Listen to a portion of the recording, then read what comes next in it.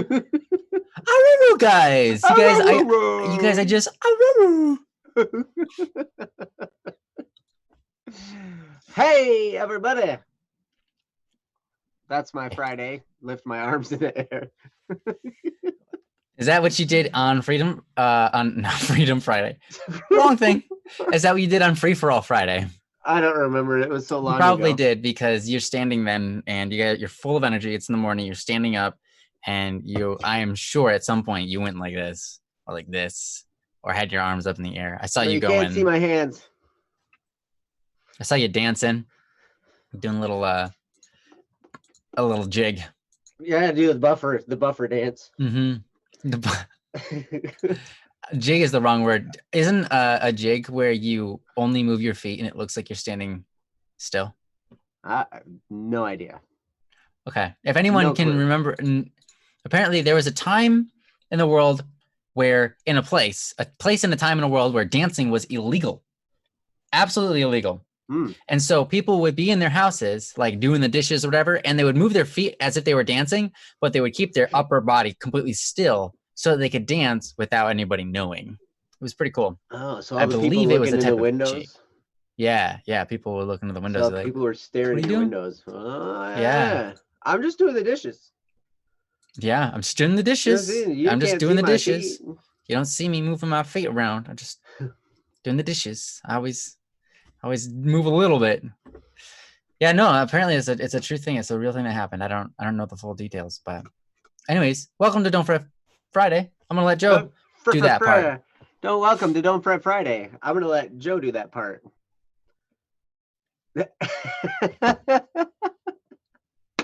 Yes, this is hey, welcome. Where's Joe Bohan? We need him. I know. Where's Joe Bohan? He's supposed to be here. If you're gonna let Joe do it, he's probably sleeping. Okay, that's fair. Yeah, he's probably had a very long day. His wife. Yes, that's true. But anyway, welcome. It's Don't Fret Friday. It's the show where we handle any issues, challenges, situations you might be dealing with. Feel free to just drop them in the chat, or you can put them at bss.studio. You can email us at dww@bss.studio. You can send us direct messages on Discord. There's all kinds of options. Princess just laid them out for you. And yeah, so we are not professional therapists, counselors, lawyers, doctors, athletes, nose pickers, officers. No, I might be a professional in that. Chicken pilots. I might be a professional in that too.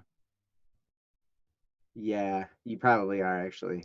Sorry. Both of those. The last one. You put your thumb down. I'm a professional nose picker. Thank you. And chicken pilot. Well, I used to be. So does that count? A professional? Yeah, probably. Okay. Well, I don't even remember what it is anymore. Right.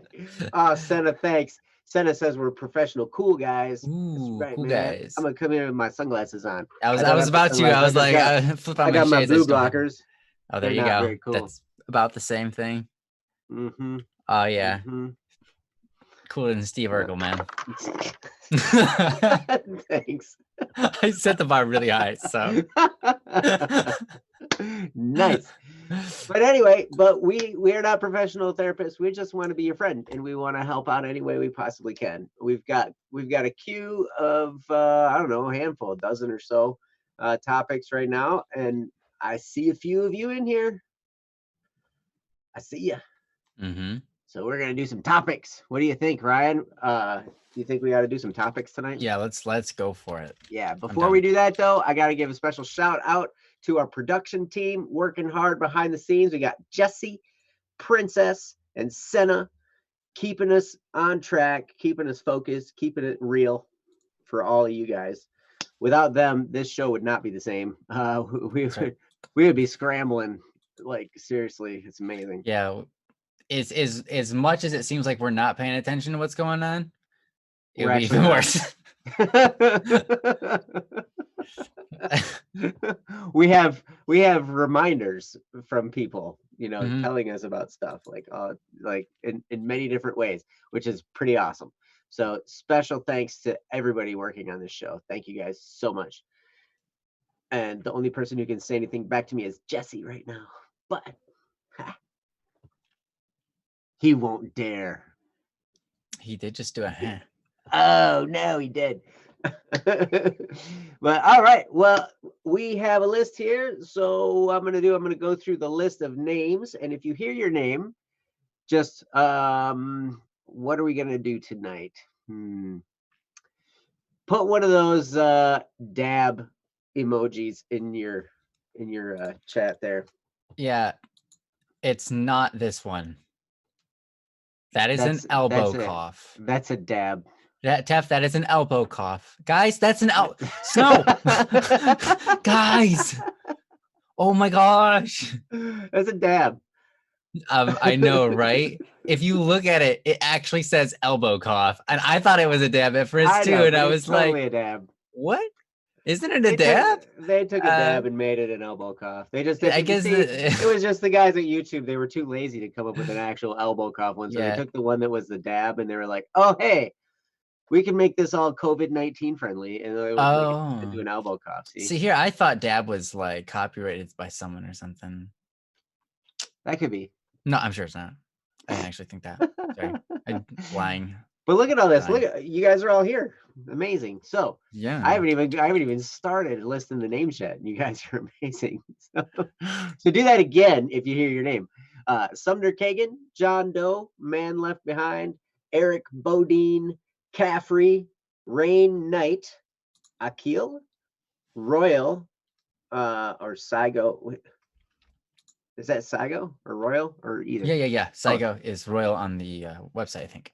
Okay, cool. What's up with your mama that? Cherry. And Snowlock. Those are the peeps. That's who we got. People are putting the reloading one or the whatever that is. Oh geez. Yeah, buffering. The buffering wheel. Aha. Someone just named the BSS scout. Was up with your mama that? Yes, they did. It was Cherry that did that. Because Cherry's awesome. Yeah, that is awesome. Actually. So first on the list is going to be Akil. Okay, cool. And we've got this one that's apparently kind of long, but it's the first one. Well, I'm glad you're reading it then. I'm gonna read it. It's gonna be good. Princess posted the link with a cat in a box, man. Oh, that's not that long. All right. That's pretty cute. Click on the link. You can follow along. This is called Sow for the Reap. And it goes like this. I haven't been able to sleep properly ever since the last question of mine has been answered. Kept trying to hit bed earlier, but I just ended up leaving both my laptop and phone to wander in my house. My legs wanted to keep moving, literally. Rather relieved that I managed to sate my gluttony recently, or I would have dealt heavy blows onto our food stock on those nights. These seeds of dark thoughts are sown, the needs of these thoughts unknown. Up next is the reaping. Dark Lex is creeping. I'm not really a fan to talk about my country or even my faith. It felt like pushing other people to react to it. It felt like I was not introducing myself. You know the reputation of my faith, so I decided curiosity would be a better way to bring them up rather than blatantly going direct missionary style. So I presented myself rather vaguely while also trying to be open as a person so we could have both sides accepting each other. I sow these seeds of curiosity so a discussion can be reaped seriously. The government decided to extend the movement restriction order, MRO, until almost the end of April. It's not a surprise given the situation we are all still in. The bazaars were already canceled early on, so it was a dead giveaway if it was the first. At this rate, it would also be natural to think that this could be extended beyond even May. I wish I could say that I can handle losing the bazaars just fine, but then I would just be a liar, a sad liar. They hold quite the significance among my people, and when I say my people, I meant all my fellow countrymen, no matter their race, religious beliefs, or social standing. There's also a personal attachment of mine, if I needed to be honest. The bazaars are very special because they will only be open about a month almost annually. The bazaars is an opportunity as massive numbers of people gather to deal our favorite products, food. Never, and I cannot stress this enough, never underestimate how much food matters to my people. It was the foundation and the very proof of how people can unite under a land classified as a melting pot of different cultures. The bazaars also promote creativity as the vendors desperately try to distinguish their product to attract business. The very allure of bazaars in the first place is how exclusive the food can be. Sowing my passion in, showing where reaping begin. All of these leads to very heart-gutting realization. What of my grandmother? You see, the bazaars I kept mentioning are the Ramadan bazaars, bazaars that are only open in the holy month, where the people of my faith do something that was frequently mentioned in the streams, fasting. While it was overshadowed by the next month, Sayawal, I believe that's pronounced that way, is known to be the month of Eid al-Fitr. The month of Ramadan is also a month of celebration. Unlike Sayawal, as the month of Eid al-Fitr, I'm totally butchering that, I'm sure, but I I'm don't glad care. you're reading it. I'm trying my best, Akil. I'm sorry. You can poke fun at me if you want. Celebrated the victory over the completion of a month of fasting. Ramadan itself is celebrated as the month where we are defining our faith. It was a month of perseverance, understanding, charity, and all things virtuous. It was a month where people actually gather in the most lovely manner. Don't get me wrong, I love breakfast, but to break fast is a lot more meaningful in several ways. To break fast for me is a gathering that is more than just to dine after dusk. To break fast is the acknowledgement of the days everyone faces. To break fast is to be thankful. And it truly is. Sowing some context to reap some sense for the next. All of these years, we managed to make it. No matter how busy it gets, we would always be able to visit at least once to break fast together. Years passed by, and my father lost both his parents in the same year, which really shook up that side of the family. As the only grandparent I had left, it saddens me that we would not be able to gather around for her. The mother of my mother will be alone for the two most treasured months. I'm a bit exaggerating because she loved it there. The village is a place with a lot of her treasures. It is where her friends and neighbors live. It is near where her husband is buried. It is where she knows that we will look for her at. She is a strong woman, but these months is where my fellow faithful will remember the dead the most. We all accepted their passing. We went beyond mourning, but we still wish that the ones who passed could be blessed by the month. Not to be able to visit her even once now is heartbreaking because this family still had a second home before this year started. I wanted to be there as one of her grandchildren. I wanted to tell her that I got an offer to study in university again. I wanted to see that smile of hers. I don't want her to waste food that I definitely know she's making with the love of her family in mind.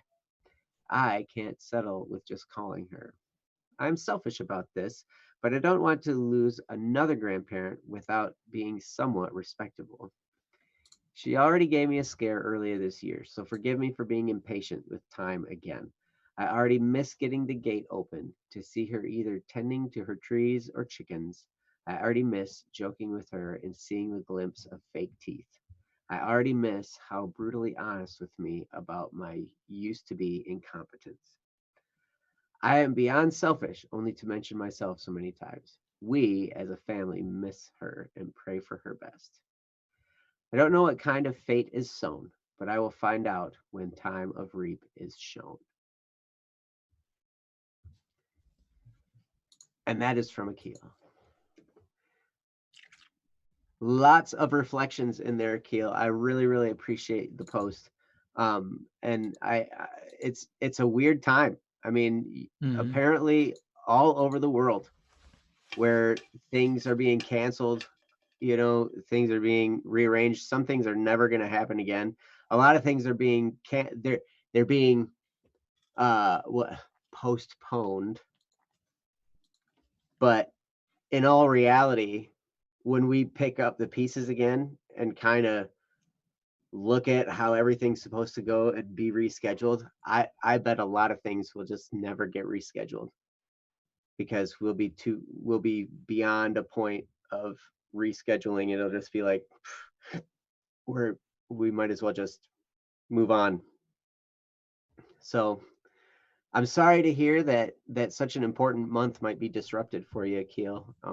I know for us it's been weird as Catholics, this season of Lent and transitioning into Easter. You know, that we had Holy Week last week, and none of us were allowed to go to Mass, and it's the time when we're generally in church the most. Mm-hmm. And we've not been able to. And now this season of Easter is upon us, when a lot of its celebrations and the masses are bright and beautiful and everything like that. And can't go, gotta stay home. Mm-hmm. We can live stream them, that's kind of nice, but it's not the same. It's not the same as getting together with everybody, and being with everyone. Yeah. So yeah, so I feel your pain.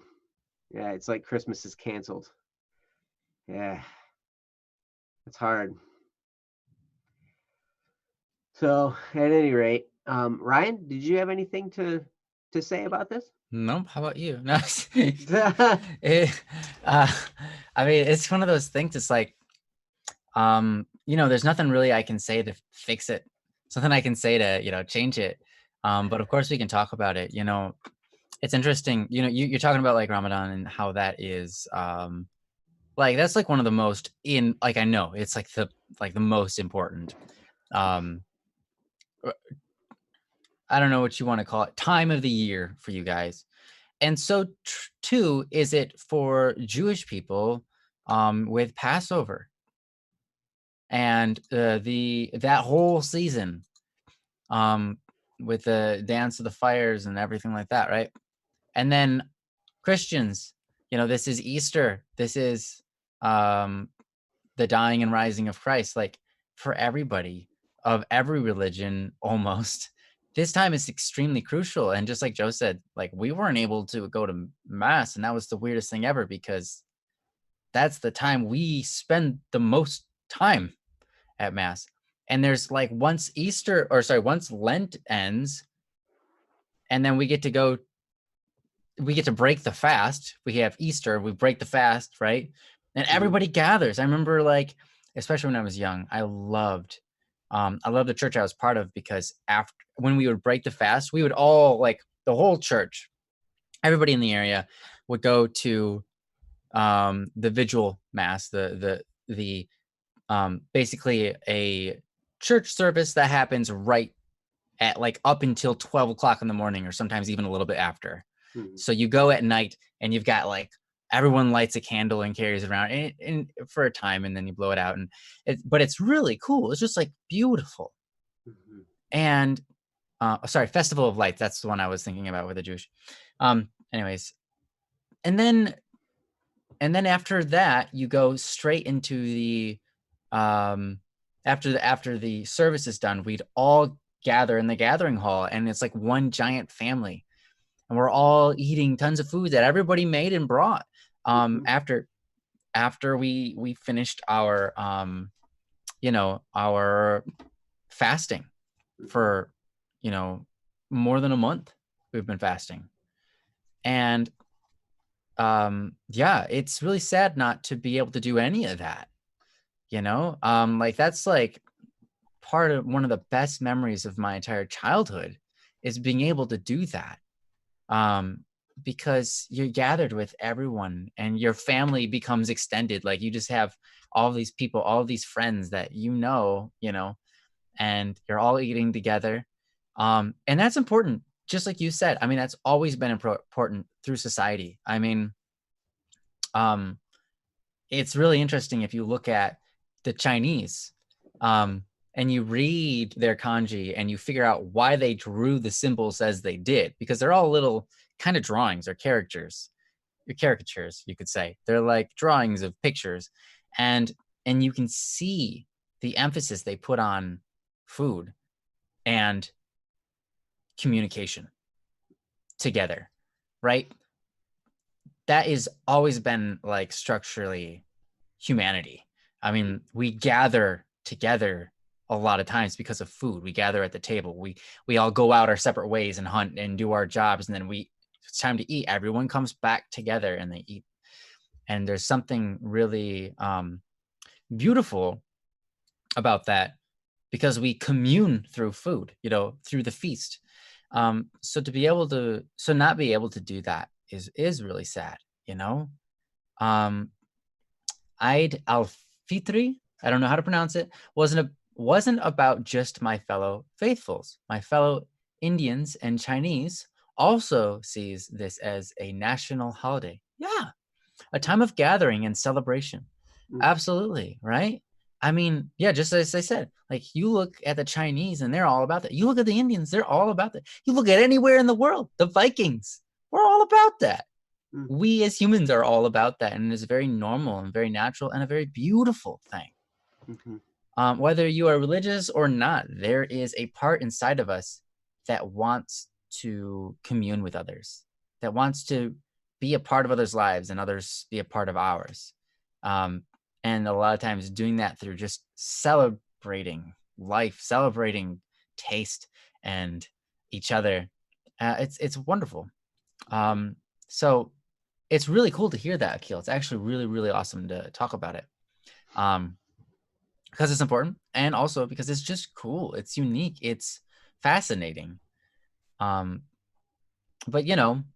because of the whole situation right now and the government shutting down all of these things, we have to appreciate.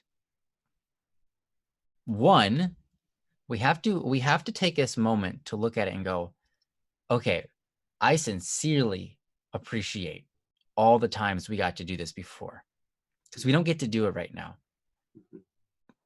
So to have a intense appreciation for what should be, what could be, what is celebration at the end of fasting and all of that, communicating with other people, being close to other people, and just, all of that. To recognize in this moment, while we cannot do it, how beautiful thing that is important. And this moment is kind of like extended fasting, because we are not allowed to be with other people right now, right? A lot of the governments have closed that kind of thing out from our lives. So it's like an extended period of fasting. So we should be grateful for that. And why I say that is because if you know me, Joe would tell you too, sacrifice is a beautiful thing. If we fast for a reason, we don't fast just to intensify the celebration at the end, even though that's part of it, right? We celebrate because of the fasting, but we don't fast because of the celebration. The fasting built us up as human beings. It makes us stronger, but it also makes us closer to our faith, right? If we're fasting for that reason. We fast for all sorts of different reasons in life. And we can take this moment to extend our fast and say, you know what? Even though we should have been celebrating, we can't. So let's just continue the fast. Let's make this a sacrifice that still brings me closer to my faith. Because just because we are in a position where we don't get to celebrate our faith the way we normally would, what we end up is with ourselves in an awkward environment we have never been in before. And it gives us the opportunity to celebrate it a whole new way. And that is, instead of going out and celebrating with other people, we draw inwards to ourselves and to God. And while we would love to go out and see our loved ones, we know that we can't. And so we draw inward to prayer, to pray for them, right? It's a different kind of celebration. But we can learn to do that and adapt. It's like a test, a trial, that there is no necessary pain.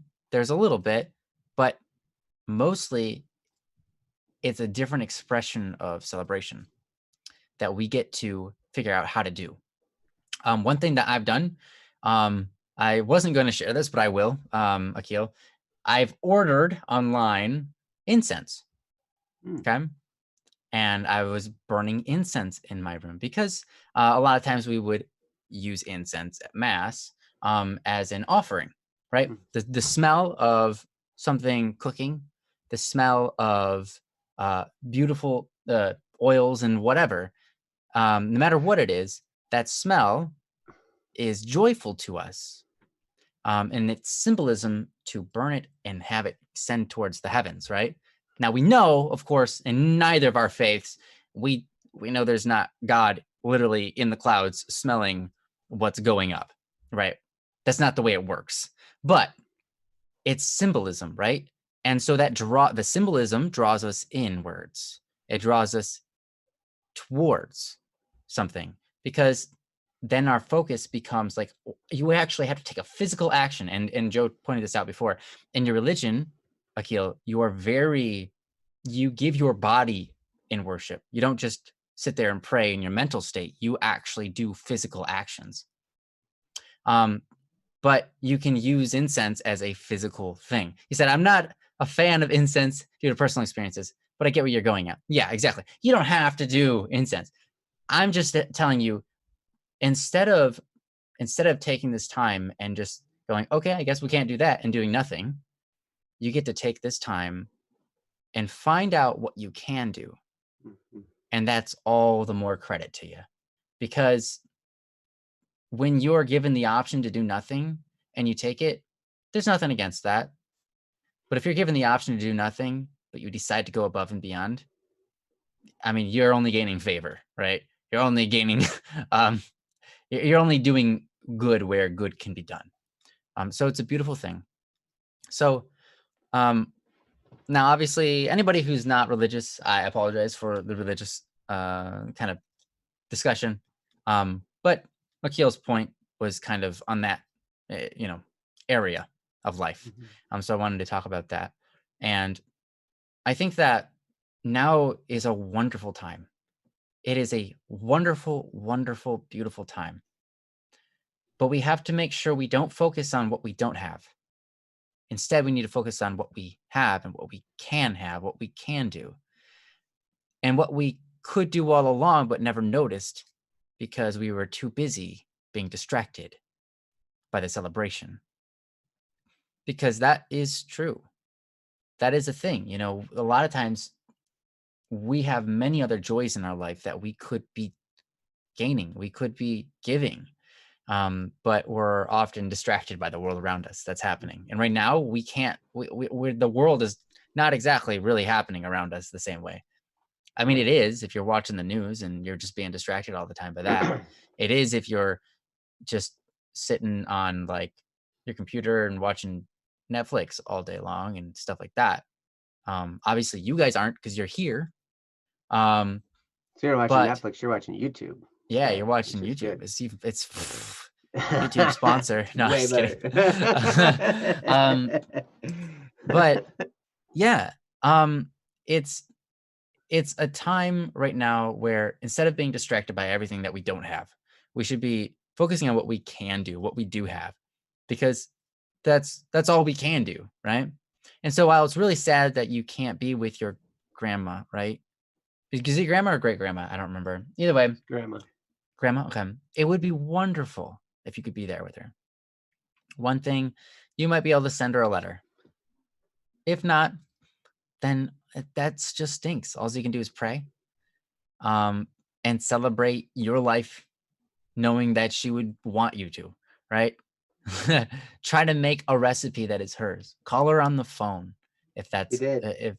huh? Okay, good. Then I called my grandma a few days back. She sounded so happy, so it kind of salted the wound. Ah, okay. And that's okay. Like if it adds salt to the wound, but you know you did something that made them smile. I think that's part of sacrifice, right? Mm-hmm. That's Mm-hmm. part of love. You know, love can hurt, and that's a good thing.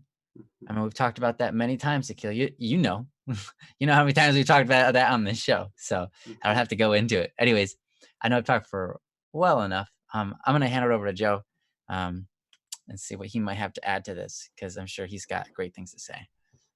Well, I'll probably just end up repeating a lot of what you said. with different words and put commas and stuff in different places. But one thing I did want to point at with this, Akil, when you called your grandma and she sounded happy, so it kind of salted the wound. And yeah, like Ryan was talking about, it can cause pain.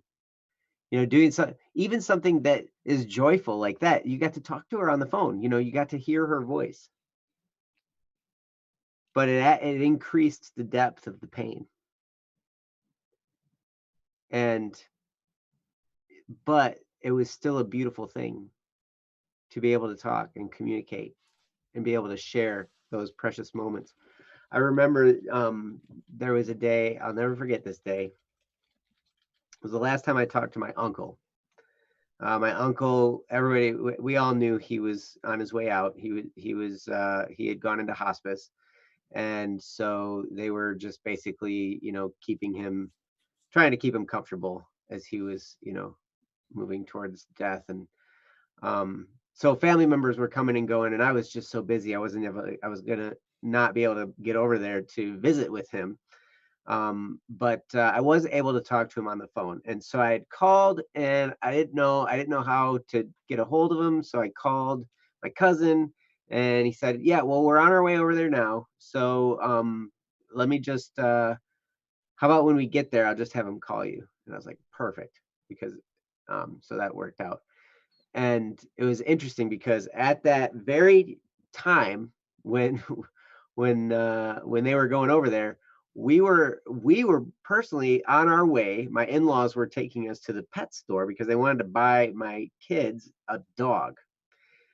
Actually, they wanted to buy themselves a dog and say it was my kid's dog. Yeah. Well played. Very, very believable. So we're all at the pet store, and then my phone rang. And so I looked at my wife and I said, okay, I got to take this phone call. It's Uncle Don. And so I took the phone call, and I remember just standing in the entryway of this pet store, and I was talking on the phone with my uncle, and I knew it would be the last time I talked to him. That's gotta feel weird. I knew it. Yeah, it did. It was really, really bizarre. And so it was like he was imparting bits of wisdom that I knew he wouldn't say if he didn't know that he was dying. It was a unique time, but he was facing it, so he was almost excited because he was looking forward to seeing his mom and his dad and his wife and his grandmas and grandpas. He was looking forward to what comes next, right? And regardless of your faith, that's what he believed. Like, he's like, this is where I'm headed. I'm headed to go see them now. And so he was really, really pumped about it. And so like it was amazing. Like he's talking to me, and we both know he's dying, and he's excited about it. And so he's just telling me all these things. He's like, man, you need to get into business with your brother because he's in the oil business, and you need to get into that because, like, man, that fuel business, holy cow, that's secure, and you need to go do business with him. And I'm like, yeah, I believe you. I think we could kill it, but my brother lives like 600 miles away, and it's not going to happen. But yeah, you got a wife and kids. At least not anytime soon. It's not going to happen. That's for sure. But at any rate, like that conversation was very painful, but it was very beautiful. And when I got done with that conversation, I mean, I didn't like have tears rolling down my face, but they were like, I was working hard to keep them back, Yeah. And I remember just thinking, man, this really, really hurts. But I'm so happy. I'm so happy that I got a chance to talk to him right now because he was still lucid, he was still coherent, and he was excited about what was coming next. It was like, like the song, we never know where life might take us. So I get excited when I'm about to die or something. That's what it says. Yeah, we never know when this life might take us away. So make it worth my stay, right? Yeah. And every moment, what I experienced there with my uncle was, here's a guy who's living every moment. He's drinking deeply of every single possible moment that he has. When his family is coming around, he's drinking deeply of those moments. He's drinking deeply of that phone conversation he had with me for like 20 minutes. You know, we talked, and it was we were totally engaged and engrossed in that conversation. Like it was a total deep draft of life in that moment. So be on the lookout for those now. Those moments when you can drink deeply of life. It's going to be the simple things right now, because we can't go do anything extravagant. We can't go do the fun things that we always used to do. It's going to be the little things. It's going to be like the flower that a lot of people might call a weed that's growing up out of the cracks next to the house. It's going to be the fact that the trees are starting to bud and it's snowing, like today here in Michigan. That's where we're at right now. You know, it's springtime, so stuff's starting to kind of pop out. The blackbirds are coming back and everything like that. But it was snowing today. Mm-hmm. And it's just about taking those bits of life and just taking them in and experiencing them fully. Because I had this experience with my son recently, and it was a teachable moment. We're still working on it. But he, at some point last Saturday, got this idea that him and I were supposed to spend an hour, just him and I, jumping on the trampoline. Like that on Saturday, we needed to spend 1 hour, or maybe it was Sunday. It was one of those 2 days, right? He never told anybody this until like it was already halfway through the day, and like it was like, so, and then we only got 45 minutes. Ah. And he was just livid about missing out on those 15 minutes. But rather than that, why not be thankful for the 45? Instead of being upset that you missed out on 15, why not be thankful that you got 45? It's just a simple shift in focus that can make the world of difference. I mean, Ryan was even talking about that. He's like, why focus on what we're missing out on when we can really focus on what we've got? True, right now you're missing the bazaars and all that kind of stuff, but you can be thankful for the times you did get to go, and you can reminisce, and you can talk with your family members about, you know, what kinds of things you did do and memories and all that kind of stuff. And those moments can be so joyful. Joe and I were just talking earlier today about memories. Sometimes talking about the memories is even more fun than the memory itself. It is, yeah. Right. In fact, sometimes the experience itself kind of stinks, but then later on you're talking about it and you can laugh about it, and it's hilarious, you know. Right. Like that's one of those crazy things. But you know, I don't know, Akil. I mean, it's tough. I wish I could say that everything's going to be all right and, you know, things are going to go back to normal. But I don't know. I mean, this is just where we're at right now. And so we find the things that make us joyful, and we drink deep of the moments that cause pain, because that pain can also be beautiful. And I know that I read your post, and Ryan also read your post in the chat about incense. You don't like the incense, right? But really what that's about, in my mind, is creating the environment. The incense is bringing in one of your senses, to create an environment that Oh, it puts you yeah. in that deeper state of prayer and or deeper state of meditation. And I remember a priest telling me one time, he's like, even if all it is you just light a candle, maybe that changes your environment enough to just draw your mind a little bit deeper into that meditation. So find those little things, those little simple things that can make those huge impacts for you.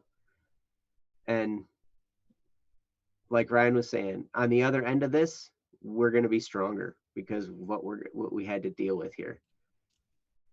The sorrows that we dealt with are going to make us stronger. The pain and all the frustrations, all that stuff, it's going to make us stronger. And we're going to emerge on the other side of this whole pandemic a different world.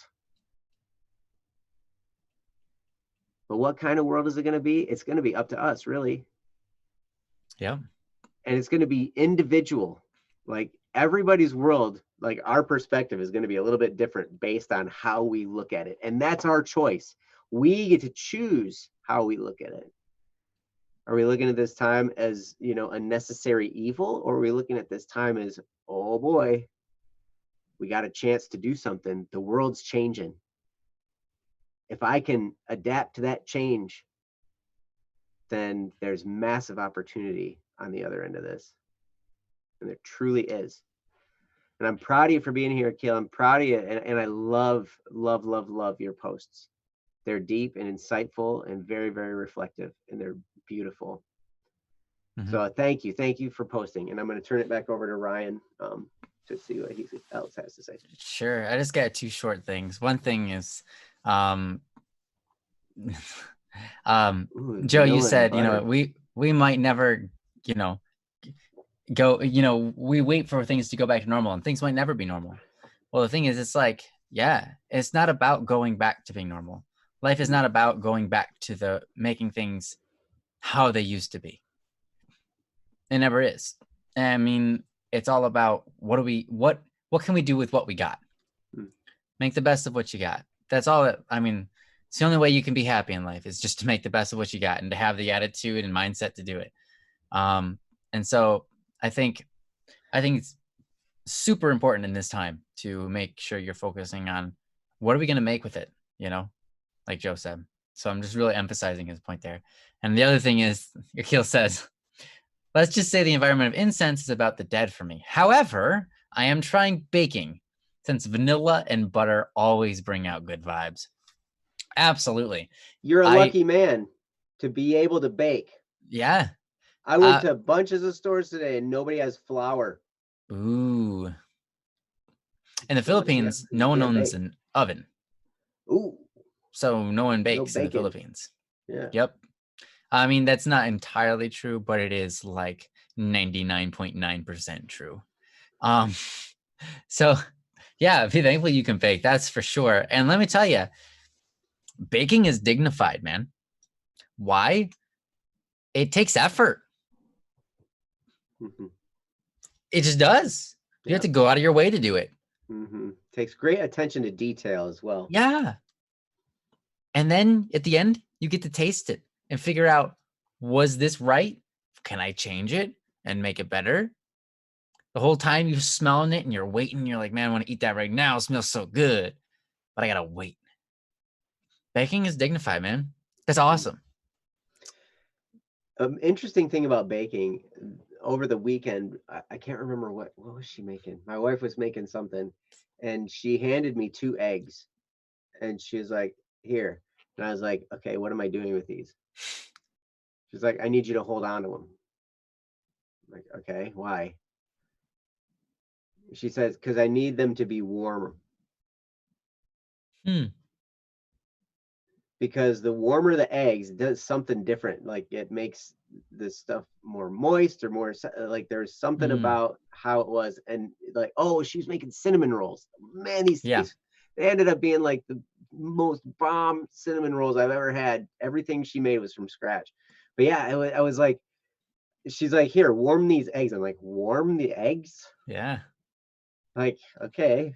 She's like, yeah, because they're gonna work better if you warm the eggs. And I'm like, Yeah, if you take them straight out of the refrigerator and you go straight to certain items, especially baked goods, they don't turn out as well because the viscidity, Viscosity. viscosity. Thank you. The viscosity isn't the same as when it's warm.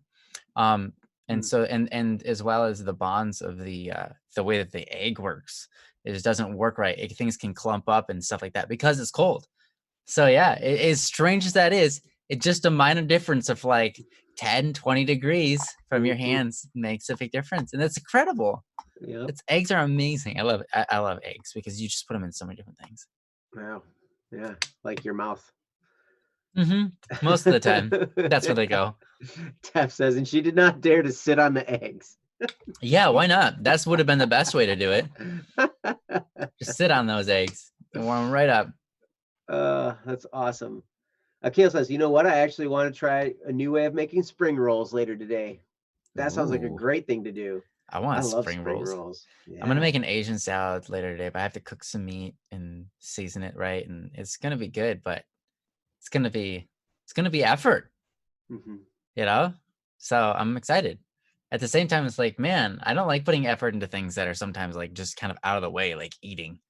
But then when I do, I'm always happy I do. You know?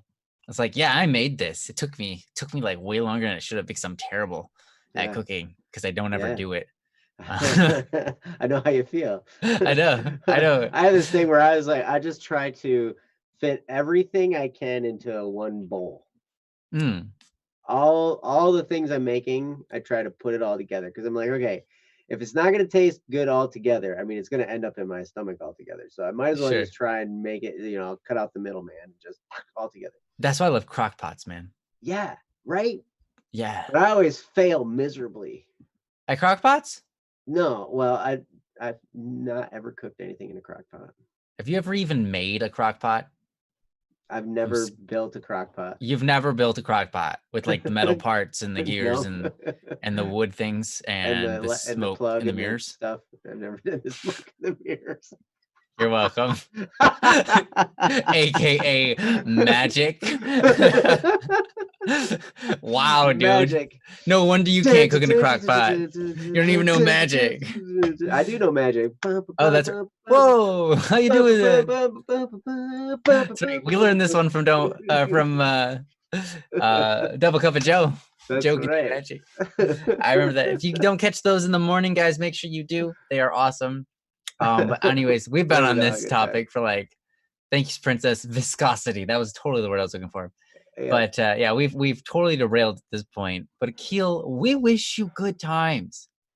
You know, right now is a time of celebration, but we can celebrate amidst this weird time and take whatever we can't do as an extended fast and just be thankful that we get to do that, because pain, sacrifice, suffering, it's not without reason.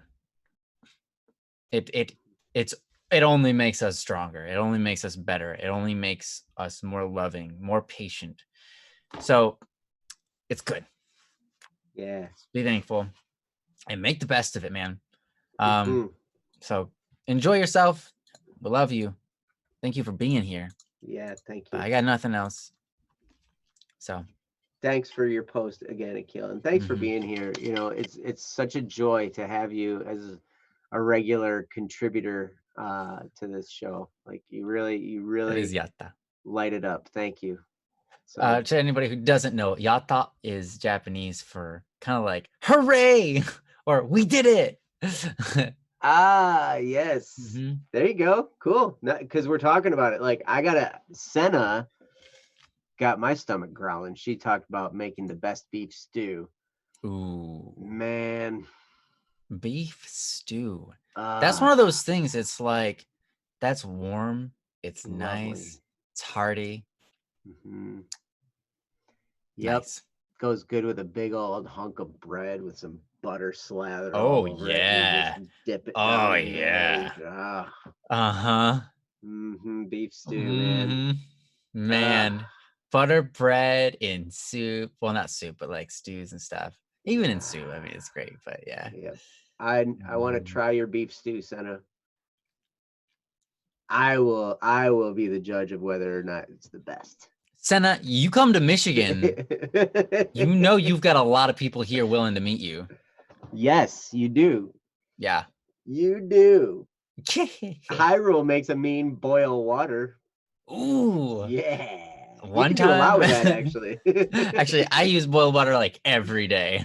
I drink boiled water every day because I have either tea or coffee.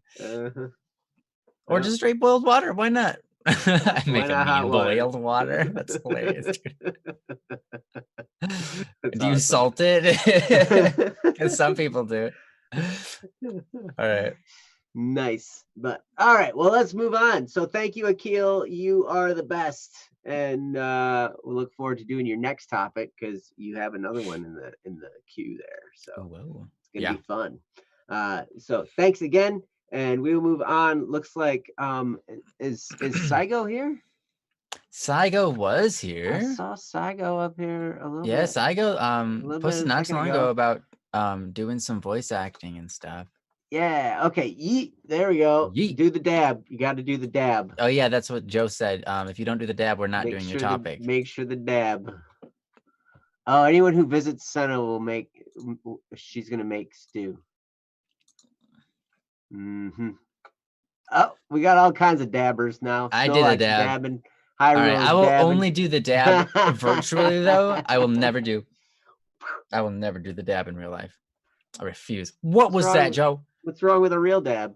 Oh, it's just Saigo's refusing to do the dab. Yeah. Yeah, only dab. He's the opposite of me. He only does it in real life. He will not do it virtually. Nice. See, thank you. We balance each other out. That's why we do this together. That's why we're both on Don't Worry Wednesday, Saigo and I. Man, dabbing was like the thing a couple years ago at martial arts. Like that was. Oh really? Everybody was dabbing. Like it was like throw in a special move and everybody do the form and everything, and then everybody. Nice. That's wow. It's like somebody's got to not do the dab, and then after that it was the floss. Oh, nice.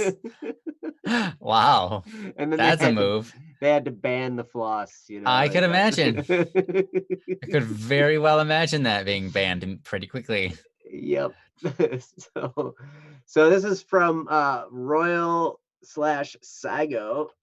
Princess posted the link up above, but you guys have so much to say. It's already not on the screen anymore, so I'm going to put it up there again. And Princess put it in again too. All right, excellent. So here we are. This is called I Will Not Succeed. And it goes like this. I am reaching for the stars, but I feel the sun melting my wings of wax. Background history. I've been, for the last 2 years or so, been seeking a job. Last month, I found an insanely good opportunity and went for it after a lot of paperwork and tests. I am now in training in a company named Crossover on my way to become a quality assurance tester. The job pays more than anything I can get locally without a master's degree, and it is home office, so no COVID for me. For someone in the financial state I'm in, this is like going from street performing to Cirque du Soleil. Ooh, nice. Cool. I like your analogies. Yeah, so far I'm loving the way you're rating this. And anyone who can tell me who it was that the sun melted the wax on their wings, put it in the chat. I would love to see if anybody knows that tale. So, all right, but oh boy, I was not even close to being prepared. Princess, you're so good. Not even close to being prepared. The first day was today, Monday. This was this was this past Monday. Okay. And it was troubling. Ended up spending about 2 hours overtime because I couldn't finish a few assignments on time. Still managed to not finish them. And to top it all off, the system requirements they have are insane for me and will be enforced by the end of the training 1 week. Silver lining with the requirements is that they will pay me for this week, which I will hopefully be able to use to buy the parts I need. But even then, the delivery of the parts I need still will take time, and I don't know how far they're willing to wait for me. I might not make it. I might not make it. That was the reason for my breakdown today, which I did let happen at least a little bit. Even now, I feel the urge to cry just by typing this. I don't want to fail. I can't afford to fail. Right as my pride began to take shape again due to having managed to snatch this deal, the creeping possibility of me not making it shows its face like a cheap jump scare. As mentioned in the past, I can't have mother and father taking care of all the bills. They barely can. Even as I feel a strong urge to cry, I can't be weak. Not yet. Not until things are settled and calm again. Not when I can't think of anyone I feel safe enough to cry with. I can't afford to lose myself. Maybe in the end, I'm just scared for me. I don't want to see me in a worse spot than when I broke down earlier today. I just thought by now, maybe somehow, I'd at least be proud of coming this far. Amanda Pony, this far. Thank you, Saigo. That's tremendous, and I understand the stress of where you are at. So, yeah. So when you say system requirements, I'm guessing those are the requirements that you have on your computer. So you need parts to upgrade for your system. Well, that could be true. Yeah, that would make sense. Um, I was curious myself. I think that would make sense.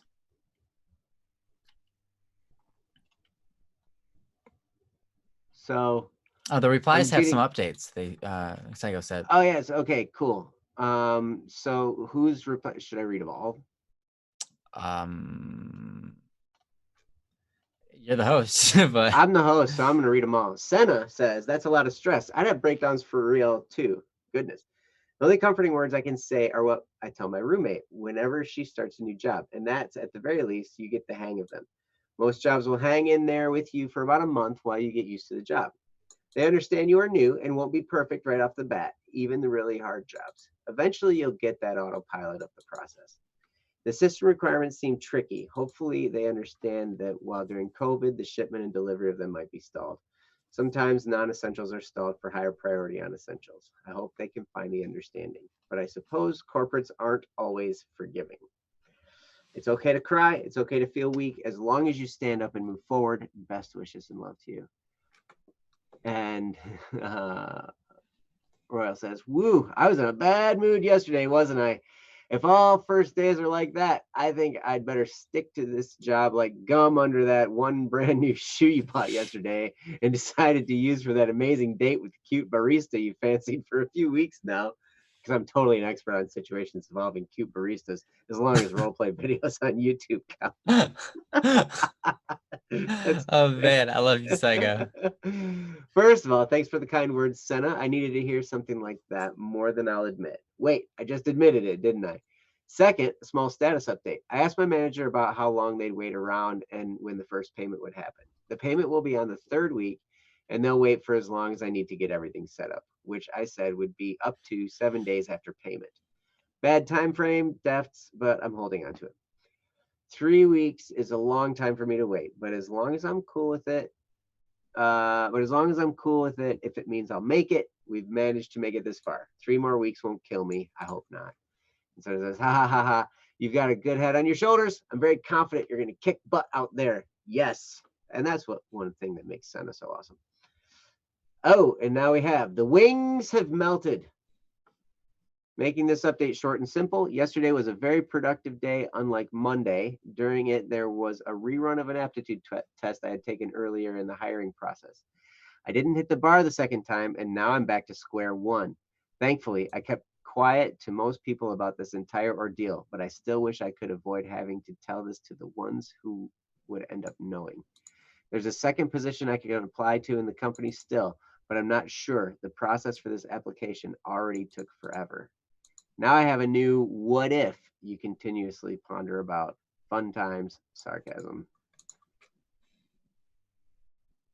So that is Saigo's. So, okay. So answer me in the chat then. So now, does that mean you will no longer have this position?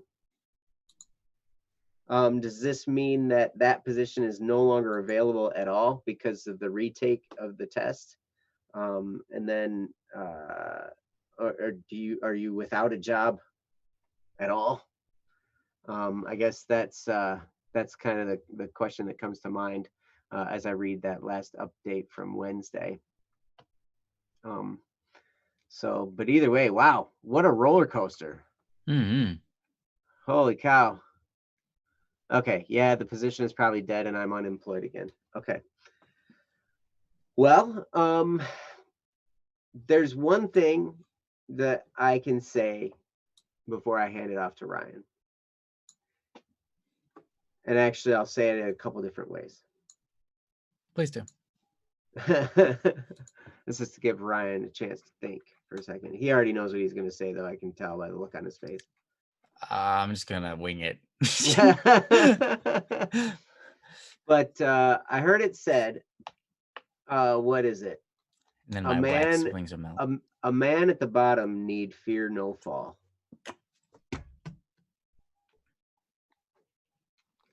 That's one thing. So like, yeah, because when you hit the bottom, that's where you are. Like, you can't fall. So you can only go up. And one of Napoleon Bonaparte's rivals actually had said that in prison. He was at the lowest point in his entire life. And he was like, you know what? The great part about where I'm at right now is that I cannot go back any farther. I am in the worst possible position right now, which means the only place for me to go is forward. Was it good old William? William. No, wasn't William. William who? I forget it. I forget his last name. I just remember his first name is William. Might have been. I think it's William. Might have been. Anyways, go on. Yeah, so that's one way of saying it. And then another way, there's a movie I saw, and it's actually based off of a book that I read. And I forget the name of both. But in the movie, this guy says, you know, I've lost everything a few times. It's the perfect place to start. And I'll tell you what, Saigo, I've been there. I have been to the point where I've lost everything and been unemployed and totally lost. Did not know what the heck I was going to do. I was looking at jobs all over the place. And finally, one of my neighbors just started letting me work alongside him, you know, doing some data cable pulling. And, you know, that's kind of what started the process of me getting kind of back going again. But man, I tell you, it's not always easy, but you look back on those moments, this moment that you're in right now, in the future, you're going to look back on this and you're going to remember it as a defining moment. Because, you know, the fruit that comes from a struggle like this is absolutely outstanding, and it really, really stinks when you're in it, but on the other side it can be amazing. And with that, I'm turning it over to Ryan, so it's all yours. Thanks, Joe. Thanks for getting some of that out of the way, because you're right. I mean, I know that Joe, from just the time I've been with him, has been through many jobs, been through positions where he's worked for companies that literally didn't pay him after working for weeks, months even. And Joe stuck with them. Did they never gave you money, did they? Which one? There have been multiple. There's one hey, where there was one, the one that happened back like 10 years ago or so. Yeah. That one, or 9 years ago, whatever it was. I actually I had a company laptop, and the guy owed me like, I don't know, $500 or something like that. So I kind of held the laptop as collateral. Yeah. Nice. I was like, reveal this company. It's out of business now. Yeah. Well, that's not our job. Our job is not to make other people look bad. Right. It's to make sure you guys don't worry about things. Well, and he was going through a hard time too. That's the thing. Exactly. Like, he wouldn't do that if he wasn't going through a hard time, right? He wasn't like, I mean, exactly. And so my point of pointing that out is, you look at Joe now, right? He's awesome. Everyone loves Joe. Okay. No, they don't.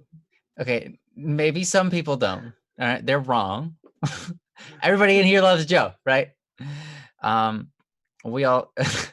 Whoa, what's with the knife, little miss? Oh my gosh, we just want to talk. Holy cow, guys, it's okay. But no, things like in spirit of the show, I would love to be like, it's all gonna work out. It's all gonna be okay. Maybe it won't. But it's going to be great either way. Doesn't that sound ridiculous? But it's true. I can't promise everything will work out like you want it to. All you can do is try. I've worked multiple jobs. I've talked about some of my job experiences last week or maybe 2 weeks ago. Or sorry, last Don't Worry Wednesday or maybe 2 Don't Worry Wednesdays ago. And you know what?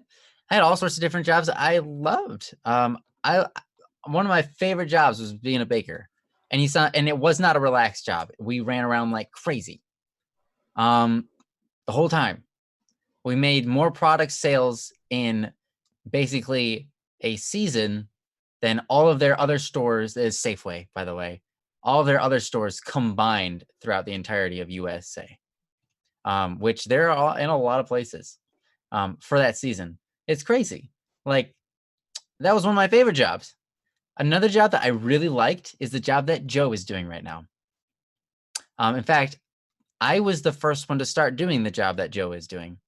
My brother was like, hey, so there's this thing, and I'm working a job right now, and Diana's working a job right now, and we found this, and we thought, hey, it'd be really cool if Ryan could work this job until we quit our jobs and started working doing what this job is, so we could hold our spot.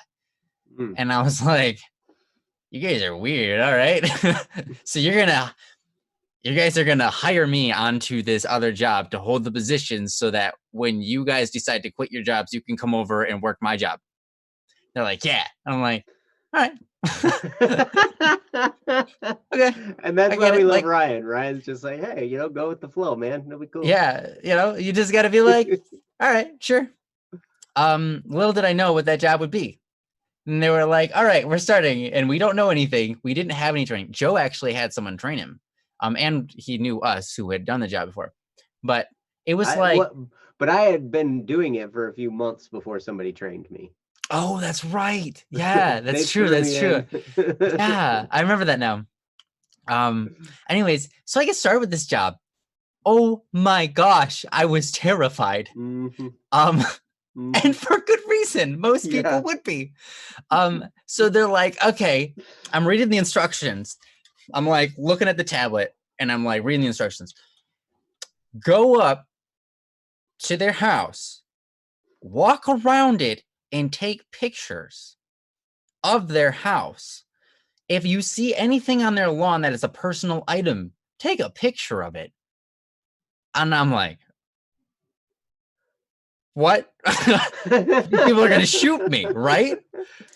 We go up for our first inspection. Diana's in the car with me, and she's like, yeah, just go up and, I don't know, take pictures and stuff. Okay. It was fine. I had to knock on people's doors and hand them a door card.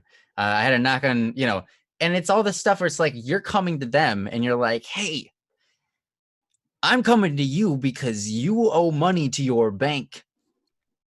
And your bank is trying to put your house under foreclosure. And basically that means your bank is trying to take your house away from you. And I'm here on their behalf. How you doing? My name's Frank. My name's Frank. Look me up. No. You know what?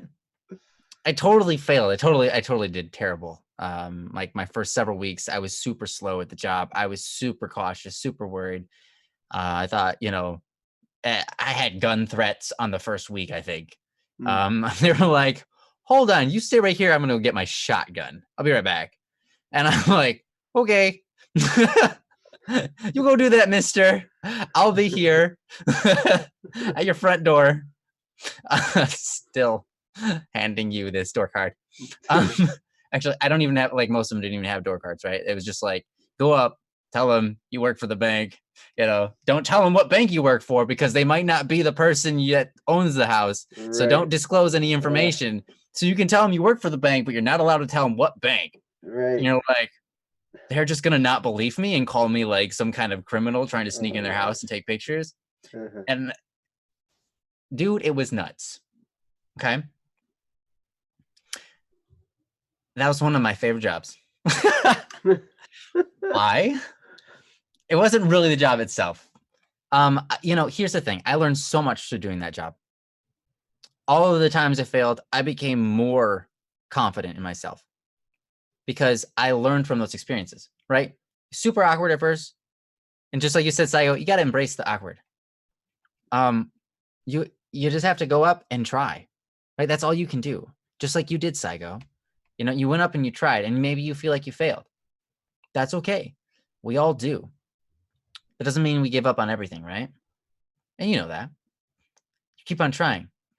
It's just the way it goes with life. Sometimes you get fired from a job for no reason. I mean, we got Jesse here, who's been kicked out of his job like 2 or 3 times. Didn't do anything wrong. They just let him go. One guy didn't like him, and that got him fired once, basically. They got a new boss. Great reason. And the boss was like, yeah, you showed up at a different time than I expected, so I'm just going to instinctively hate you. And it's like, we're allowed to come here. Like, I was told by my previous boss, I'm allowed to come here basically at this time if I want. So he didn't do anything wrong, but he got fired for it. Eventually down the line. In fact, they didn't just fire him, they set him up for failure because they enrolled him in a program that is supposed to train him, but also basically allows them to fire him without any consequence, without having to pay him or anything. Right. Because they're like, oh, you failed our training program, even though like we didn't even give you a shot because it's a 10-day trial thing and you didn't even go through all of it. Right? It's dumb. Mm-hmm. I might have the facts slightly skewed. Jesse could correct me if he wants, but it doesn't matter, right? That stuff happens, and it's out of our control. That's part of why we do Black Static and Swerve. We don't make money. We don't really make any money here, but it's in our control. Not yet, anyway. Right. We're going to make money. It's all in our control. We have, that's the way things are. If you work for somebody else, it's always going to be like that. You're in their hands, and that's good. That's just how some of us live our entire lives, and it's good. It's nice that there are people out there who are employ people, who have jobs for other people to, make money. It's awesome. At the same time, it's awesome that there are other people out there who are like, you know what? I'm sick and tired of being fired from all these places. I'm going to go make my own job. Mm-hmm. And those people are awesome. So whatever boat you sail in, just keep the sails up, because that's all you can do. And it makes life a whole lot better when you're looking for opportunities than when you're shutting yourself down. So last thing you could do, Saigo, the worst thing you could do rather, is to be sad at yourself for not accomplishing what you set out to do. Because, I mean, we all kind of fail our way to success in everything. And the people who get that job and they don't fail, I can assure you it's because they failed the job before they started. They had way more experience in the field probably before you did.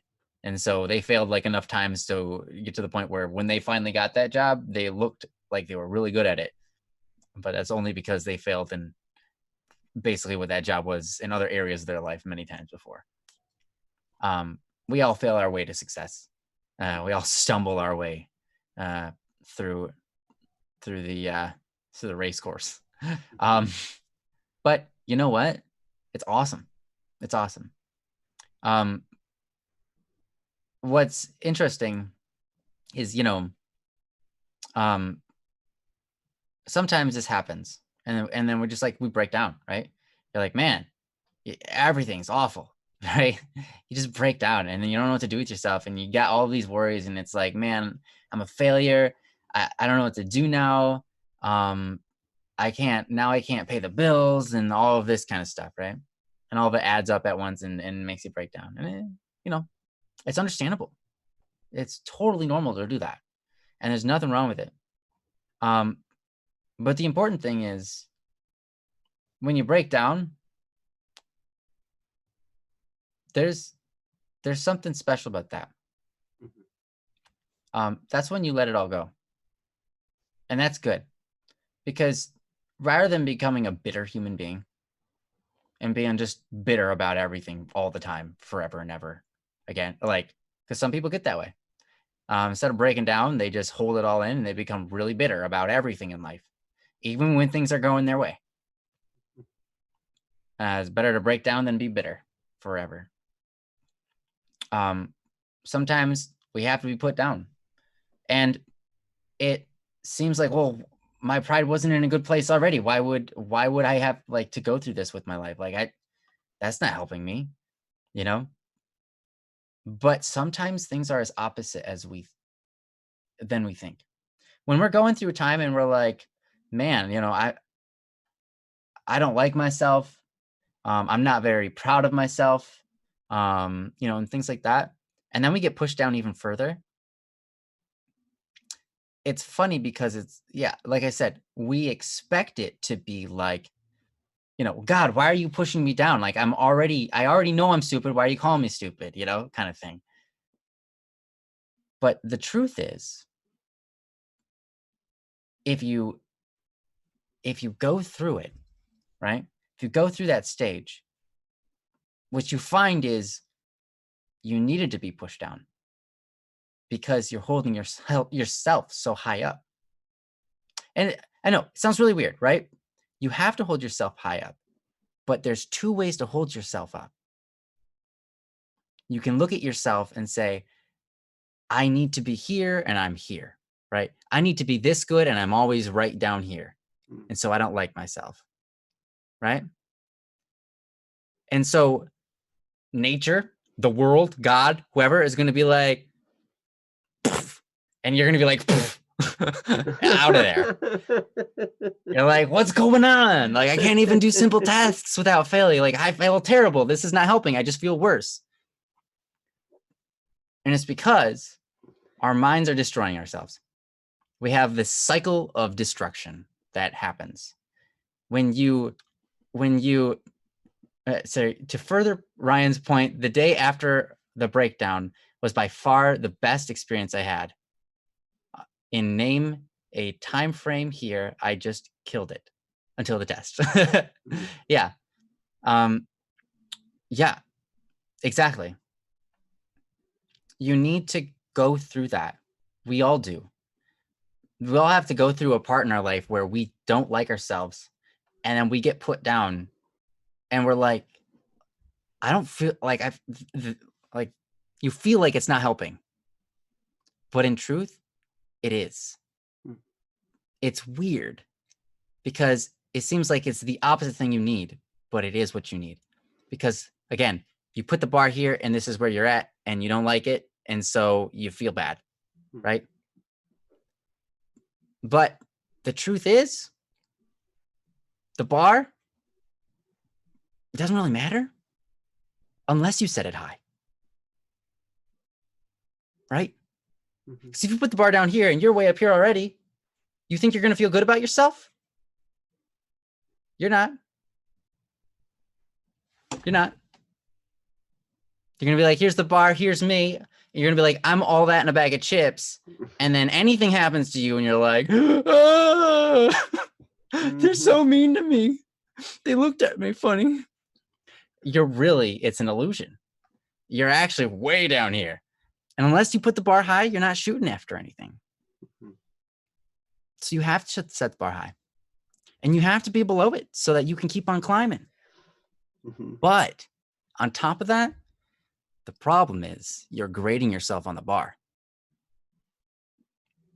when that's not what you need to grade yourself on.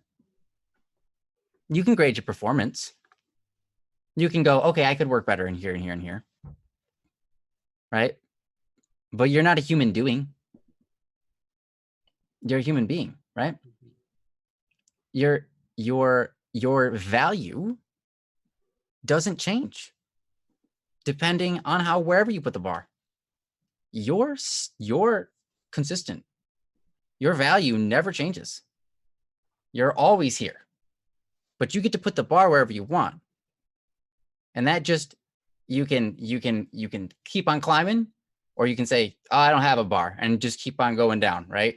With what actions you perform. None of that changes your value, but it makes you more successful if you set the bar high, right? But the whole point about being pushed down is to further the point of, hey, it's not about your success. That's not what makes you awesome. I think a lot of times we need to keep on getting pushed down and pushed down and pushed down. Show, hey, stop worrying about whether you are on top of the world or not. Stop worrying about whether you think you're, special or not. Stop worrying about whether you think you're productive or not. Stop worrying about whether you consider yourself successful or someone to be proud of. Stop worrying about it. And I'm going to keep on pushing you down into the ground until you get that through your head, because that's not what life's about. And we all end up there. We're all in the dirt crawling around going, what's going on? How come I hate myself? You know, I was there. Mm-hmm. I talk just like that. Whoa. Okay. Maybe I didn't. All right. I remember those days. Yeah, you remember those days. Every time we talked to Ryan, whoa. What's going on? I don't know why.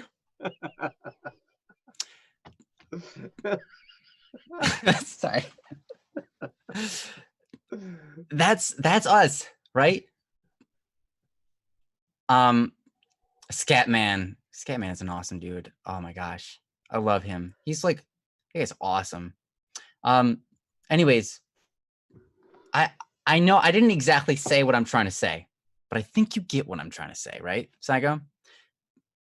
We all keep on getting pushed down when we start looking at how successful we are.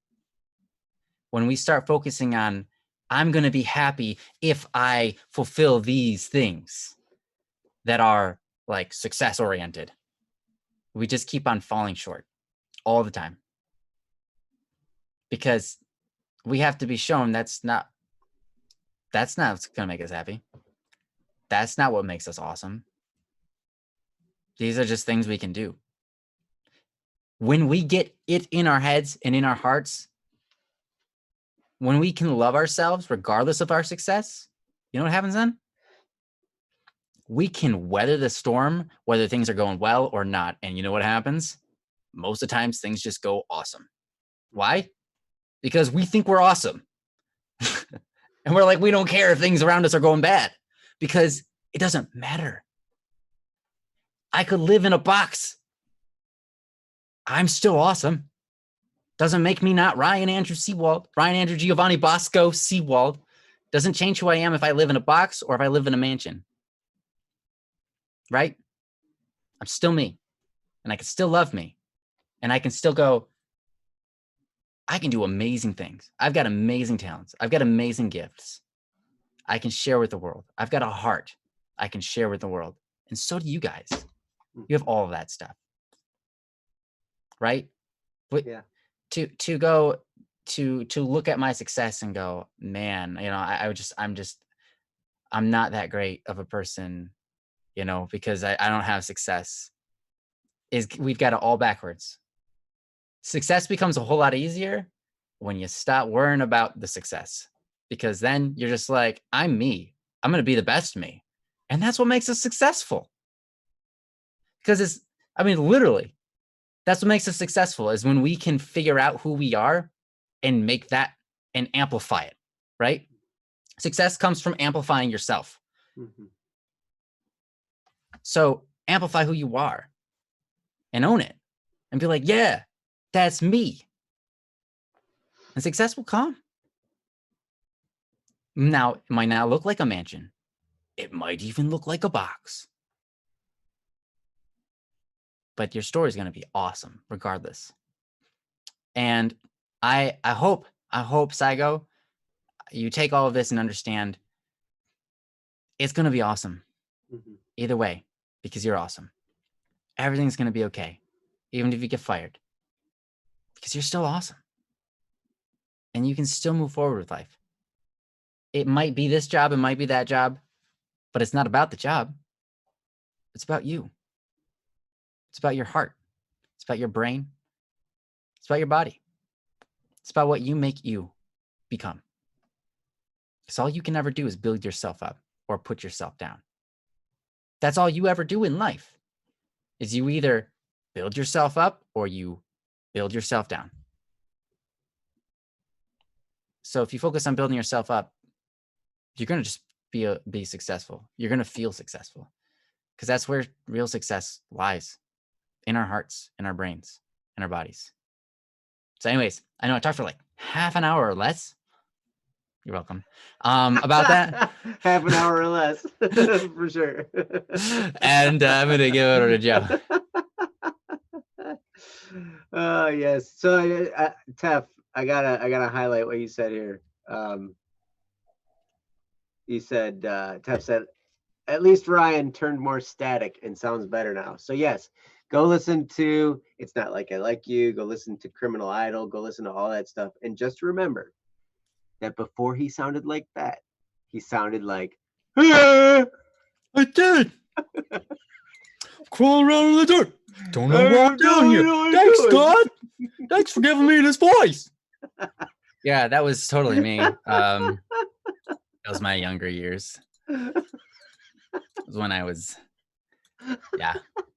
We all sound like that when we're depressed, though. So we do. I think that's probably yeah. it. Yeah, absolutely. Like, yeah. So yes, go back. Sorry, anyways. So, at any rate, I'm going to pull out a book recommendation that I haven't pulled out in a long time. It is called Peaks and Valleys. I think it's by Spencer Johnson.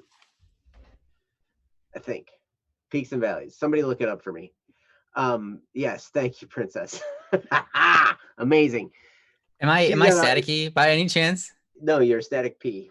Okay, I just want to make sure, because sometimes my microphone gets staticky. Now, when you were going, it sounded weird. Oh yeah. But I don't think that was the mic. Okay. Fair enough. But yes, that book, Peaks and Valleys. I mean, the title, the message is in the title. And you were talking about this this issue here, and true to what Ryan was talking about, is like, hey, you got the job. That was like a peak, and then all of a sudden you had your first day, and it was like a valley, because you were like, oh my gosh, feeling like you were failing, and you were feeling really, really bad about it. But then what happened the next day was you killed it, right? And you were rocking it, and so you were back up on another peak. And then all of a sudden, here comes another valley. And you know what? That does not stop for our entire lives. Mm-hmm. They just look different. They might not be financial. Financial ones are hard. Financial valleys are really, really hard. They're stressful. They make you sweat. I always talk about, whenever I'm going through financial stress, I always sleep like a baby. I do. Because I wake up like every 2 hours screaming. And I need something to eat. Like, sweet lad. That's right, guys.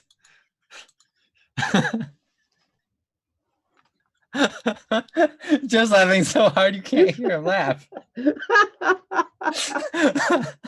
Sweet lad. That's right. Hi, sweet lad. I'm a lad from Sweden. I know my accent doesn't sound like it, but I'm a sweet lad. Yes. Bless you, my child. If you think about it, valleys and peaks on a graph can look like sound waves. So the fusion of all yours can theoretically be a song. Yes, it's the music of life.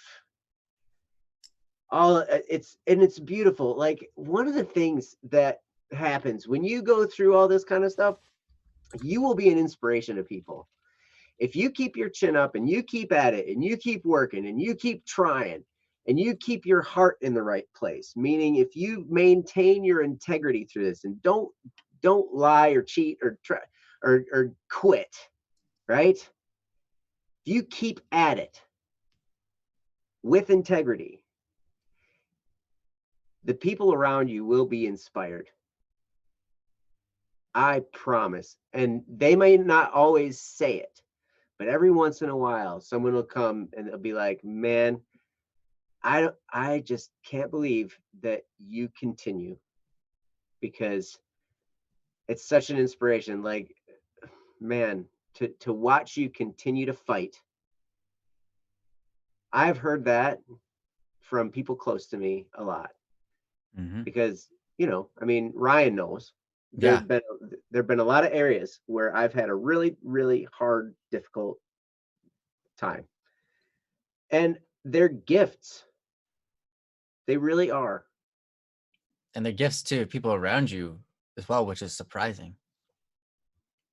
Well, yeah, it's just, I remember talking to a guy. I was going through a really deep and stressful marriage valley, and everybody was telling me that I should just get divorced. I remember a friend of mine saying to me, you ought to why don't you just get divorced and start over, man? I mean, this is just so hard. Like, what? I can't believe you're still in this thing with all that's happening here. I mean, this is ridiculous, right? The way things are. And I thought about it for a second, and I was like, well, where would be the strength in that if I just quit? What would I teach my kids if I just quit? And I made a commitment to love this person. And if I quit, am I living up to that? And part of that was just, dogged determination, to stick. And, but I remember him thinking for a second, and he's like, yeah, that makes sense. Like, I understand, you know, what that is. And the thing that I had to get through to him was like, this challenge is like an incredible workout. Sorry to bring it back to exercise. But really, the character and strength that gets built through a challenge that's really deep and difficult and hard, that depth of character is an amazing strength to have moving forward. It builds fortitude, and it builds perseverance, and it builds an ability to, you end up getting this feeling of that eventually something kind of snaps, and there's this humor that happens. Everything becomes a little bit more playful because you've been through so much garbage that you're kind of like, what's next, right? Like, Yeah. what's next? The thought crossed my mind recently. I'm sitting there, we got a lot going on at BSS. We've got all kinds of stuff happening, and I'm like, I was feeling kind of behind, I should say, because there's some unfinished projects that need to get completed, and I'm kind of responsible for a lot of it, and like, so my part's kind of getting wrapped up still, and I want to jump into the new stuff, but I can't because it's all this stuff, right? And I was like, why? It's frustrating. And the thought crossed my mind. It was just like, I heard this little voice say to me, yeah, I just want you to keep falling flat on your face. Because it's fun. Like, I'm like, okay. Great. That sounds like a great time. I'm just going to keep falling flat on my face because it's fun, or because it's inspiring to people around me, or because, it hurts. I don't know. Like, but my parents, both my parents, my brother, people close to me have said through all the different challenges, they they have taken me aside and very, very seriously said, I'm so proud of you, because through all of this, you know, they've noticed a change in who I am. They've noticed a change in my character. They've noticed a change in my values and in my virtues and in how I pursue virtue above all those things. Because what's the point? I mean, I finally got to the point where I was like, I'm going to struggle anyway. I'm going to go through bad times and hard times anyway. Like, why should I think to myself that if I lie or cut corners, I'm going to make it easier for myself? It's going to be hard anyway. So I might as well do the right thing. We're getting to the point in the deep marriage struggle I was telling you about. I was like, you know what? No matter what I do, my wife's going to be mad at me. I do the right thing, my wife's going to be mad at me. I do the wrong thing, my wife's going to be mad at me. I do nothing, my wife's going to be mad at me. Like, it doesn't matter. So I finally got to the point where I was like, okay, she's going to be mad at me. And I was free to do whatever I wanted. I was free to do whatever I thought would be the best thing to do. And you know what? That felt so liberating when I realized, oh my gosh, I'm going to try and try and try. And the results are not up to me. The results are gifts that are given to me. So the value is in the try. The value is in the effort. It's not in the result, because the result is a gift. Absolutely. And the result could be different. There are people right now, man, things are getting shaken up like crazy with all this pandemic craziness.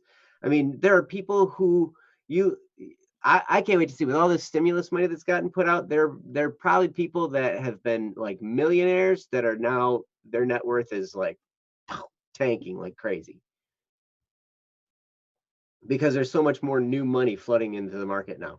You know, who knows? I mean, there's all kinds of weird things that happen as a result of this kind of thing. And so the results that we get, they are so far outside of our control a lot of times that when we get fixated on them, it's really the wrong thing to be focused on. The right thing to be focused on is, what am I doing today? What am I getting up to do? What am I trying? What am I going after right now? And the results are going to take care of themselves. They're going to be where they're at. You know, we got goals. We're going to shoot for them. We're going to do the best we can to organize things and make things happen. But really, it's not up to us if we win. We can try as hard as we want. But like the legendary basketball coach, John Wooden, had said, like, this is he has won so many championships. I think he's dead now, but his whole philosophy when he taught his team, he took the basketball program at UCLA from like nothing, like just a dirt nasty, like they were terrible, and over the years created this dynasty of winning championship after championship after championship after championship. And his whole philosophy that he taught his players was that they play against themselves. They're not playing their opponents. They might kick the snot out of their opponents, but if they didn't do better that game than they ever had done before, then they failed. They might have got their teeth kicked in by their opponents, but if they played the best they've played, they won. That's the measure. You play against yourself. So all these things that are happening externally with this job, you know, hey, that's outside of your control. The key is, are you better now than you were yesterday? Are you going to get up tomorrow and try harder again? Are you going to try and be better? Are you going to take what you've learned from these experiences and try to apply them to something else? Now, sometimes I understand you get kicked in the stomach. You got to sit there for a minute and catch your breath. I know. I've been there. You know, you might have to take a break, chill out for a little bit, regroup. I understand, and that's okay. That's totally okay. But just try not to sit there too long before you start doing something. And the first thing to do is to be thankful for all the things that brought you to where you are now. The results, those gifts that you're given, even if you don't really like them, even if they don't, they don't feel good, they're still gifts. It's just we don't understand how to unpack them quite yet. Maybe we haven't experienced them long enough. Maybe we haven't lived long enough past there to understand the impact that moment is going to have on the rest of our lives. But I learned something from a guy. I've mentioned him before, Mark Joyner. I've been listening to this guy's. He did this class, and I've been listening to it over and over again. But he talked about the universe really is infinite.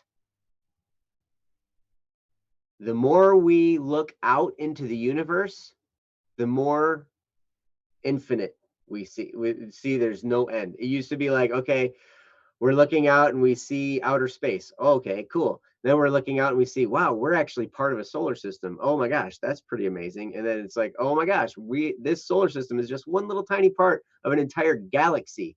And then, oh my gosh, this one galaxy is part of looking like an infinite number of galaxies all out there in the universe. And so the farther we look, the more infinite it looks. And not only that, the farther we look in, the more infinite it gets as well. Because it used to be, oh, the cell is the building block. And it's like, oh, no, the molecule. Oh, no, it's the atom. And then for the longest time, it was like, yep, the atom is the smallest thing. And then they're like, nope, there's subatomic particles. Oh my gosh. And now we've got the whole nanotech, thing. Like, then there's like quasars and those other things. I can't remember the names. I'm not a scientist.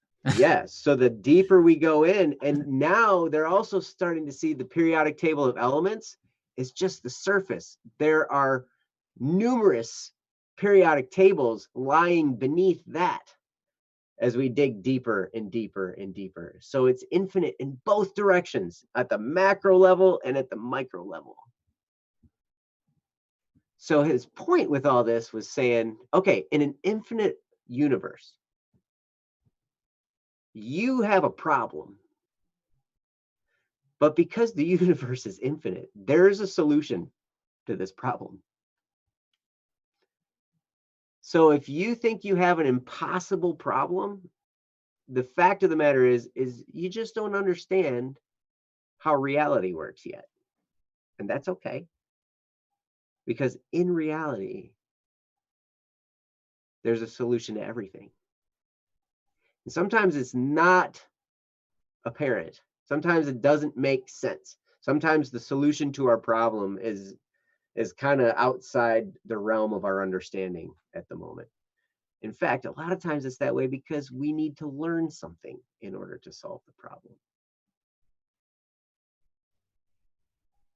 But anyway, I've rambled here and there and everywhere. I got to stop and turn it over to Ryan before I just, continue. But I'll tell you what, I just want to give you hope. Life is cyclical. It goes up and down. It's going to continue to go up and down, and enjoy the ride. Take those gifts. And the more you struggle, the more you're going to get this playful attitude of like, hey, let's see what happens today. That'll be interesting. All right, let's go for it.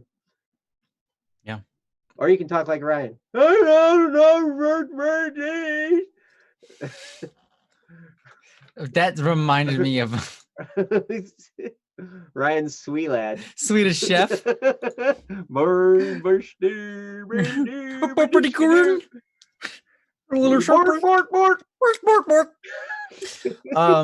That's who I used to be. I used to be Swedish Chef. That's why I was sweet lad. Yeah. Sweet lad. Ryan Andrew Giovanni Bonasco. Sweet lad. Dang it.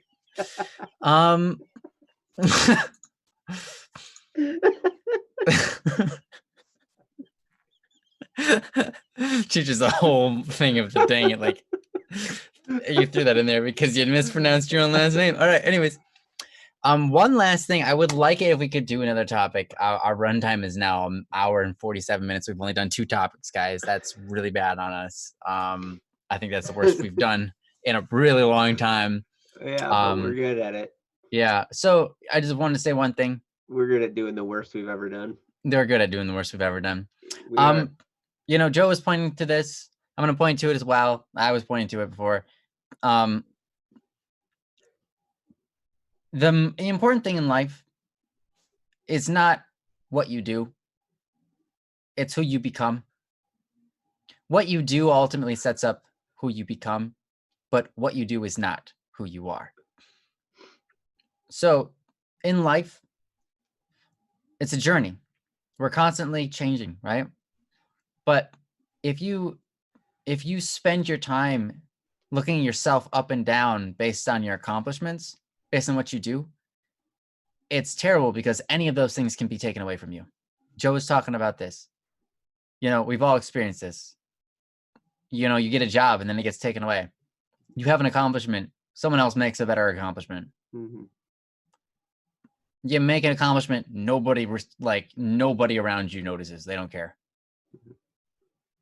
You cannot, no one can be happy in life looking at what they do and feel satisfied.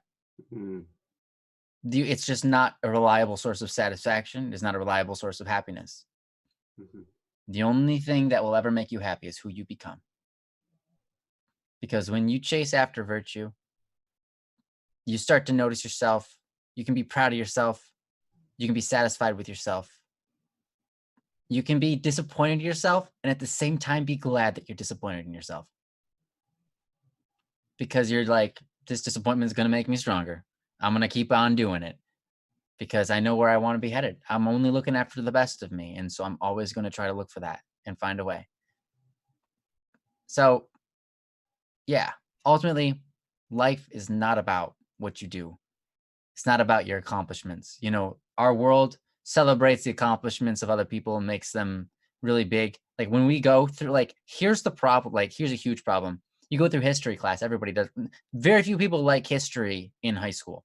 You want to know why? It's a bunch of people that are being listed and they did this. And that's what they amounted to. This guy created the printing press. This guy created the light bulb. This guy was in the army. This guy commanded an army. And we're like bored to tears. Mm-hmm. You want to know some of the best history lessons I've ever had in my entire life? Is when someone takes a human and makes them look human. Mm-hmm. You look at someone like George Washington and you actually read who he was and the things he went through, not just what he accomplished, but you look at like, wow, he went through that and this is what he did. Mm-hmm. Step by step, like, man, this guy was a real human being. He had faults. He did stupid things, but he also did amazing things. He had times where his virtue wasn't very high. He had times where he excelled. And that's we look at that and we relate to it and we love it. Those are the best history lessons when we actually get to experience the human being, because that's what they are. You know, not just some accomplishment, not, oh, they were in this war. No, they had a whole life and it was beautiful.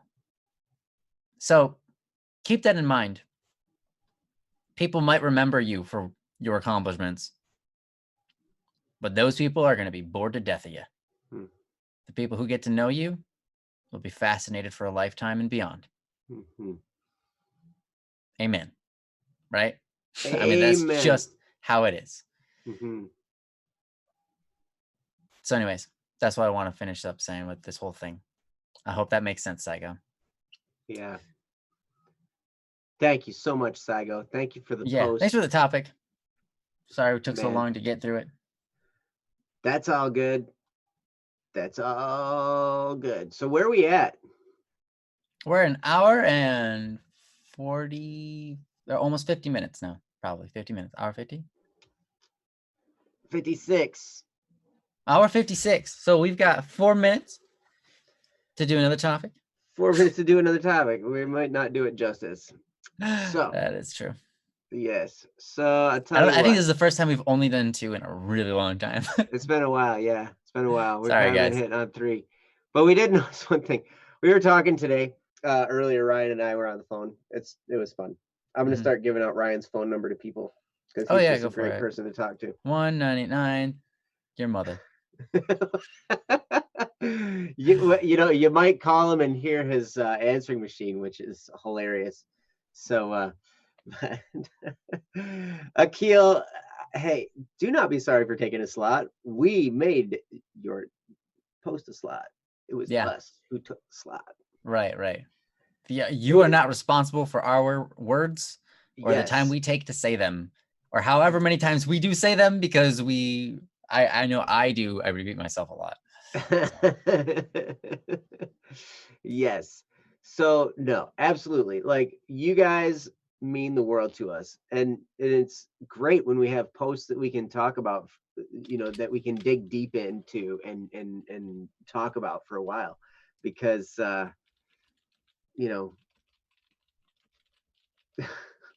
gosh, 1-800 Mix-a-Lot. I like that one a lot. It's yeah, 1-900 Mix-a-Lot. Oh my. So anyway, yeah, well, we were talking today. We were talking on the phone, and we were like, you know what? We're knocking on the door of making this show a podcast again, taking the individual topics and release them as podcasts. And we were like we were like running through some numbers, and we're like, you know what? If we started right now and started releasing these as podcasts, single topics, we do about like 9 topics a week with the 3 live streams, because we average about 3 topics per stream. So that's 9. So that's like more than 1 podcast a day every week. It's like, we better slow this thing down. So let's only do 2. It's good. It's good. Yeah.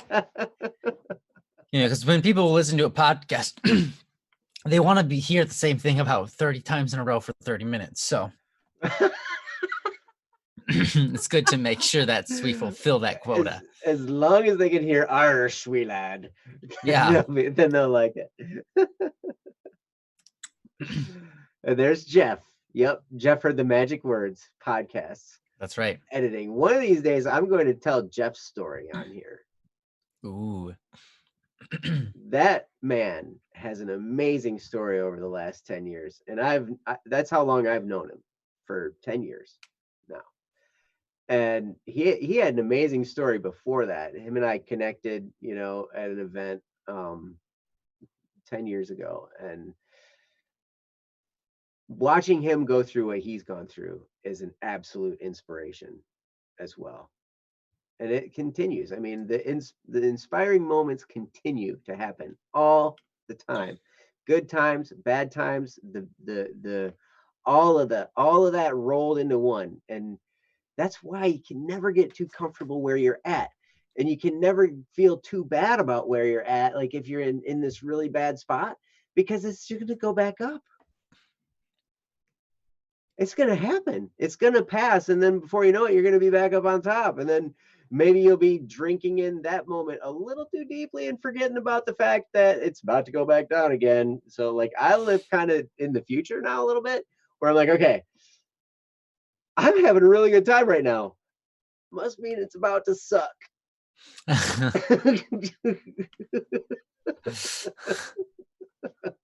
Nice. Or I'm going through a really sucky time right now. Must be it's about to get good. Can't wait to see that. But then you start to roll with that a few times, and it's like, oh, hey, hopefully we can keep that on an upward trajectory. Like the peaks and the valleys just kind of go upward overall. And that's really, as long as you're living with virtue, like Ryan always talks about, you will continue to move upward. At least in the important things. you will have self-respect, and you will have a deeper love for others and a deeper regard for others, and you'll treat others with that dignity. And others will see you, and you will be a shining light to them. And I hope that, we always talk about, how we want to be a light for the world at BSS.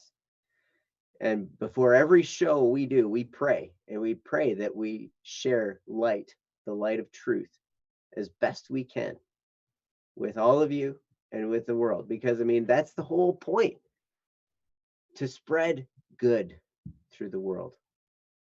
And we've found a lot of people who are going to do that with us. And we've found you guys here in the chat that are doing it too, along with each other. Like, we read your comments. Oh my gosh, these people are spreading that light as well. And so, like, if we can keep doing that, we can make the world a better place. Just us. We're nothing right now. Man, the potential is great.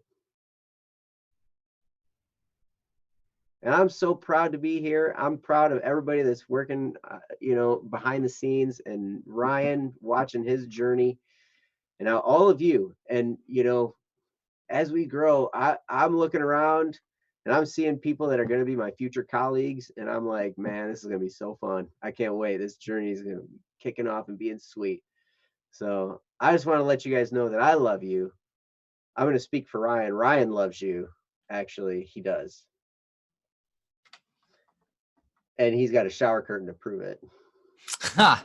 You guys should eventually, one day, we need to actually make that shower curtain like purchasable or something, because people want it. Yeah, because it's so weird. It is so cool. There it is. Princess just posted the link. Whoop, there it is. Trust me, you want that shower curtain. Everyone wants that shower curtain. Yep, and it proves Ryan loves you. Mm-hmm. What about the owls? The owls, of course. I would buy that. They love each other. Mm-hmm. Yeah, look at them all kind of piled on each other. It's beautiful.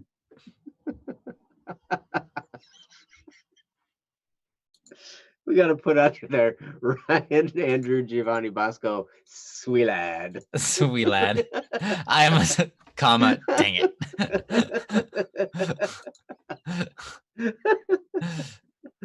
Oh, yes. That's awesome.